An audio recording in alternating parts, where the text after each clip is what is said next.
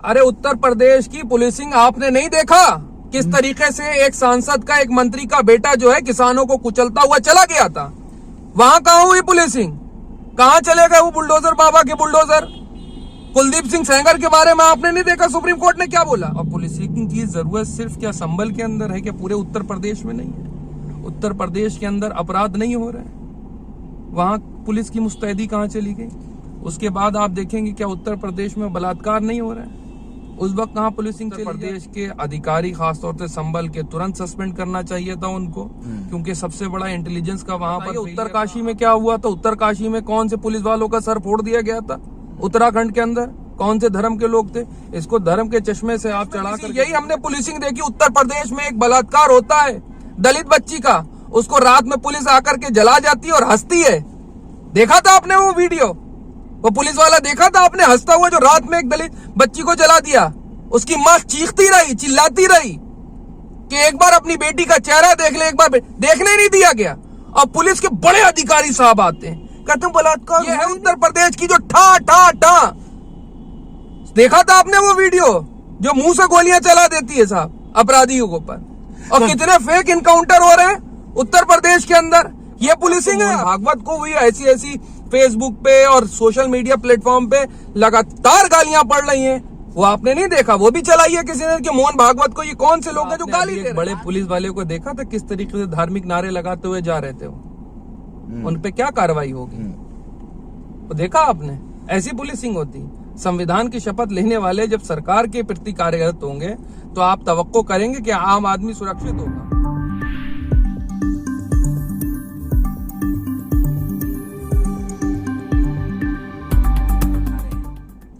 बहुत शुक्रिया आपका वक्त देने के लिए। देखिए क्या है, संभल के अंदर आपको पता है 5 लोगों की जान चली गई और यही पुलिस प्रशासन जो है वो तमाशबीन की तरीके से तमाशा देखते रहा।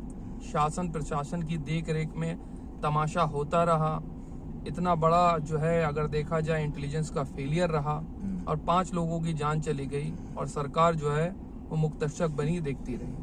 और अब जो है अगर आप चौकी बना रहे हैं, ठीक है बनना चाहिए, पुलिसिंग होना चाहिए, मुस्तैदी होना चाहिए, लेकिन आप बताइए आपने क्लियरेंस कितने लिए हैं? आपने सारे क्लियरेंसेस ले लिए हैं? सारे नक्शे आपके पास आ गए हैं? आपके पास जितनी भी चीजें आना थी, जितने भी आपके पास सर्टिफिकेट आना थे, चीजें आना थी, आपने सब ले ली? आपके पास आ गए सारे, डॉक्यूमेंटेशन हो गया पूरी थाना पुलिस चौकी का। और पुलिसिंग की जरूरत सिर्फ क्या संभल के अंदर है, क्या पूरे उत्तर प्रदेश में नहीं है? उत्तर प्रदेश के अंदर अपराध नहीं हो रहे हैं, वहां पुलिस की मुस्तैदी कहां चली गई? उसके बाद आप देखेंगे क्या उत्तर प्रदेश में बलात्कार नहीं हो रहे हैं? उस वक्त कहां पुलिसिंग चली जाती है? कितने ऐसे विधायक हैं, कितने ऐसे सांसद हैं जिनके ऊपर गंभीर धाराओं में आपराधिक मुकदमे हैं, उनके लिए पुलिसिंग कोई चीज नहीं है? उनको डर और खौफ नहीं है किसी? नहीं, सही जवाब, पुलिसिंग होनी चाहिए बिल्कुल। वहाँ पुलिस चौकी का निर्माण होना चाहिए, इसमें एतराज नहीं होना चाहिए। क्योंकि जिस तरीके से संभल मस्जिद का मामला पेश आया उस पर जो है काफी जो है पथराव भी हुए, पत्थरबाजी लोगों ने किया है। और वहाँ के जो आवाम है, जो आसपास के जो लोकल है, उनका कहना है कि पुलिस चौकी यहाँ पर होगी तो पत्थरबाजी नहीं करेंगे। देखिए पत्थरबाजी तो बिल्कुल नहीं होना चाहिए, लेकिन जहां पत्थरबाजी होती है वहां पर भी सरकार को लॉ एंड ऑर्डर का बहुत बड़ा फेलियर है। अब बताइए अगर लॉ एंड ऑर्डर जिम्मेदारी किसकी है? उत्तर प्रदेश की सरकार पूरी तरीके से नाकामयाब साबित हुई है।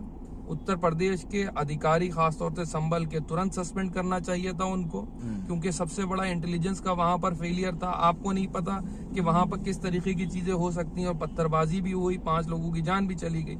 और दंगा भड़काने वाले लोग कौन थे? आप नाम को तो आप, अरे कौन होंगे? कौन थे? सभी जानते हैं कौन है। सब आप बताइए ना कौन थे? बार बार ये कहा जाता है दंगा भड़काने वाले कौन थे आप बताइए। आपको नहीं देखा कौन लोग नारे निकलते हुए लगा रहे थे? पत्थरबाजी किसने करी थी? पत्थरबाजी वहाँ के लोकल लोगों ने करी होगी। और पत्थरबाजी अगर हुई है तो मैं बार बार पूछ रहा हूँ कि सरकार क्या कर रही थी? किस धर्म के, कौन से धर्म के लोगों ने पत्थरबाजी करी थी ये तो बताएं। पत्थरबाजों का धर्म भी देखने लगे तो फिर बताइए उत्तरकाशी में क्या हुआ था? उत्तरकाशी में कौन से पुलिस वालों का सर फोड़ दिया गया था? उत्तराखंड के अंदर कौन से धर्म के लोग थे? इसको धर्म के चश्मे से आप चढ़ा करके देखना चाह रहे हैं? धर्म के चश्मे से नहीं, पुलिस चौकी का निर्माण में ऐसे नहीं उंगलियां उठ रही है। क्यों उठ रही है? पुलिस चौकी भाई, पुलिसिंग होनी चाहिए वहाँ पर। अरे उत्तर प्रदेश की पुलिसिंग आपने नहीं देखा किस तरीके से एक सांसद का, एक मंत्री का बेटा जो है किसानों को कुचलता हुआ चला गया था। वहां कहां हुई पुलिसिंग? कहां चले गए वो बुलडोजर बाबा के बुलडोजर? कुलदीप सिंह सेंगर के बारे में आपने नहीं देखा सुप्रीम कोर्ट ने क्या बोला?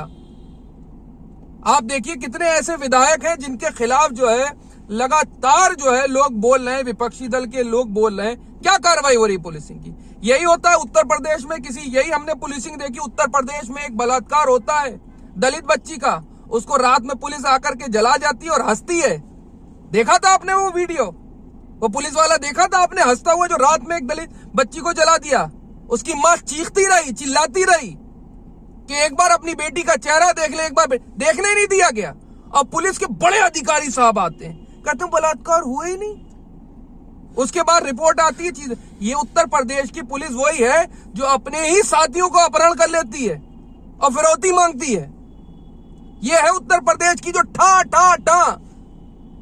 देखा था आपने वो वीडियो जो मुंह से गोलियां चला देती है साहब अपराधियों के ऊपर? और कितने फेक इनकाउंटर हो रहे हैं उत्तर प्रदेश के अंदर। ये पुलिसिंग है आपकी। अगर इस तरीके की बिल्कुल होना चाहिए, मुस्तैद होना चाहिए। लेकिन फिर जब मैं बहराइच के अंदर हिंसा देखता हूं, वो किसने करवाई थी? उसके पीछे क्या था? वहां तो खुद भाजपा के विधायक ने, अपने ही भारतीय जनता पार्टी के विधायक ने अपने ही कार्यकर्ताओं के खिलाफ एफआईआर दर्ज करवाई। उसमें आपने नहीं देखा? तो सारी पुलिसिंग में आप जो है सारे पुलिस जो प्रशासन पे आप सवाल उठाएंगे? ये बताइए, सब ऐसी है? नहीं, मैं सबकी बात नहीं कर रहा हूँ। मैंने सबको तो कहा नहीं। लेकिन उत्तर प्रदेश की जो शासन और प्रशासन का कार्य करने का तरीका है वो अब तक जो है नाकामयाब साबित हो रहा है। चाहे महिलाओं के ऊपर अपराध देख लीजिए, चाहे दलितों के ऊपर अपराध देख लीजिए, चाहे माइनॉरिटीज के ऊपर अपराध देख लीजिए कि सबसे ज्यादा किसके ऊपर होते हैं, सबसे ज्यादा मुकदमे किसके ऊपर हैं, वो भी एक लंबी सी लिस्ट उठा लीजिए। आप आप रात में घर पे सोते हैं आराम से, कहीं आना जाना आराम से कर लेते हैं, तो समझिए police law and order maintain करके रखती है। जब जाकर के आप आराम की नींद सो पाते हैं, उन पुलिस पे आप उंगली उठाएंगे? मैं संविधान जब तक इस देश में तब तक आराम से सोऊंगा। जिस दिन इस संविधान को खत्म कर दिया जाएगा, जिसके पीछे पड़े हुए हैं, उसके बाद जो है हो सकता सो पाऊं या नहीं सो पाऊं। अभी जब तक संविधान है, और आप भी, हम भी, चाहे पुलिस हो, चाहे शासन हो, प्रशासन हो, वो संविधान से बने हुए हैं। और संविधान मस्जिद के सामने पुलिस चौकी पे क्यों उंगलियां उठ रही है? उठनी चाहिए या नहीं चाहिए, ये बताइए। पुलिस चौकी का निर्माण होना चाहिए, उसमें सबकी सेफ्टी है। अरे सेफ्टी का अगर कंसर्न है तो उत्तर प्रदेश में हर नागरिक की, देश में हर नागरिक की सुरक्षा होनी चाहिए। पुलिस मुस्तैद होना चाहिए। लेकिन आप बताइए मुझे, पुलिस अगर मुस्तैद होती तो ये कांड होते, ये अपराध होते? अभी बात संभल पे करें, संभल पे। हाँ, मैं संभल पे ही कह रहा हूँ। संभल के अंदर जो हुआ वो सबने देखा। किसकी देखरेख में हुआ? एक तरफ मोहन भागवत आकर के कुछ और कह रहे हैं, और उनके जो मानने वाले हैं, उनके भक्त हैं। अब तो मोहन भागवत को हुई ऐसी फेसबुक पे और सोशल मीडिया प्लेटफॉर्म पे लगातार गालियां पड़ रही हैं। वो आपने नहीं देखा? वो भी चलाई है किसी ने कि मोहन भागवत को ये कौन से लोग हैं जो गाली दे रहे हैं? आरएसएस चीफ को गालियां पड़ रही है। बिल्कुल पड़ रही है। मैंने अपनी आंखों से देखा खड़े होकर के। कुछ लोग उनके जो भक्त हैं वही गालियां दे रहे हैं, और बहुत बुरी दे रहे हैं। कांग्रेस वाले होंगे? नहीं, कांग्रेस वाले नहीं थे, वो आरएसएस के ही लोग थे, विश्व हिंदू परिषद से जुड़े हुए लोग थे। मैं जानता हूं उन लोग को, और वो दे रहे थे। मोहन भागवत ने जो भस्मासुर निकाला था, जो आरएसएस ने भस्मासुर, या भारतीय जनता पार्टी ने भस्मासुर निकाला था, आज वही उन्हीं के लिए परेशानी का सबब बना हुआ है। हर जगह जो है सर्वे करते घूम रहे हैं, और उधर मोहन भागवत कुछ और कह रहे हैं, फिर जो है प्रधानमंत्री जी चादर भेज रहे हैं। अजीब मतलब तमाशा बनाया हुआ है देश के अंदर। देश की जनता को बेवकूफ बनाया। वो इसलिए बनाया हुआ है माताब साहब कि देश के अंदर जो बड़े मुद्दे हैं, जैसी अडानी साहब जो हैं, वो इस वक्त बुरी तरीके से जो है अमेरिका के अंदर फंसे हुए हैं। आपने देखा कि अडानी साहब के ऊपर चर्चा हो रही है बड़ी जगह पर, कहीं नहीं हो रही अडानी साहब के ऊपर। बड़ा फैसला लिया जा रहा है, उसके ऊपर चर्चा ना हो जाए, सदन नहीं चलने दिया गया। इसीलिए एक पैरेलल लाइन जो है वो ड्रॉ करी जा रही है कि देश के अंदर ये नफरत वाला जो माहौल है वो कायम रहे, देश के मूलभूत समस्याओं के ऊपर कोई बात ना हो सके। अडानी के ऊपर कितने गंभीर आरोप लगे हुए हैं यूएस के अंदर, वो देख लीजिए आप। उस पर बात नहीं करना चाह रहे। अगर उस पर बात होगी तो पूरी भारतीय जनता पार्टी और माननीय प्रधानमंत्री तक जो है इस बात की आंच आएगी, इसीलिए वो बात नहीं करना लेकिन- चाह रहे। लेकिन- यही मुद्दे वो उठाएंगे, लेकिन- कभी संभल उठाएंगे, लेकिन- कभी बहराइच उठाएंगे, कभी अजमेर उठाएंगे, कई और जगह पे उठाएंगे, कभी मथुरा उठाएंगे, कभी काशी उठाएंगे। अब आप ये सोच लीजिए, आज अगर आरएसएस इस बात को मना कर रही है तो ये कौन लोग हैं जो आरएसएस की बात भी नहीं सुन रहे? कौन लोग हैं वो मानसिकता के? आपने वो नफरत का जहर जो है वो पहले उनके अंदर डाला है। अब नशे की आदत उनको तो लग गई है जो चटाया गया। अब उस नशे का जो एक्सट्रीम लेवल है वो जाएगा। अब वो इनके कहने से रुकेगा नहीं और वो इस आग के अंदर जो है इनको भी जो है घसीट करके ले जाएगा। आपने जो गड्ढा दूसरों के लिए खोदा था, हो सकता आप जो है पहले गिरे उसके अंदर। लेकिन सैयद जवाद अवैसी साहब जो है सियासत करने फिर से जो है चले आए कि संभल मस्जिद के सामने जो पुलिस चौकी का निर्माण हो रहा है वो वक्फ बोर्ड की जमीन है। नहीं, अगर वक्फ बोर्ड की जमीन है तो उसके ऊपर जांच होना चाहिए, केस होना चाहिए।